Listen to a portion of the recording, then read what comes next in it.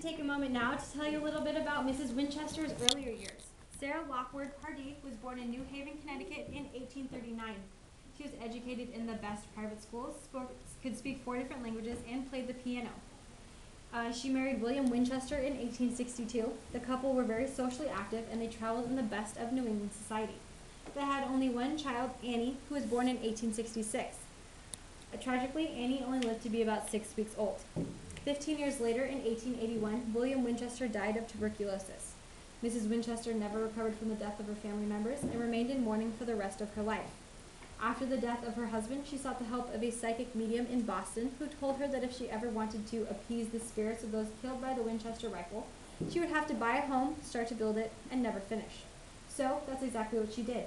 She moved to what was then 3 miles west of San Jose, bought an 8-room unfinished farmhouse, hired a team of carpenters, and began to build. Construction went on for 24 hours a day for 38 years at the cost of $5.5 million. Mrs. Winchester passed away in this room. She died on September 5th, 1922, of heart failure in her sleep. She was found the next morning by one of her servants. Today she is buried next to her husband and daughter in the Evergreen Cemetery in New Haven, Connecticut. On a lighter note, the ceiling and walls are our first example of that Lincrusta wall covering we saw in the storage room downstairs. This wall covering has been up for over 100 years, little to no maintenance, and is extremely durable. The floor in this room is also original. Next, we'll be going into the seance room. I ask that the last person in the room please shut the door behind us. Excuse me.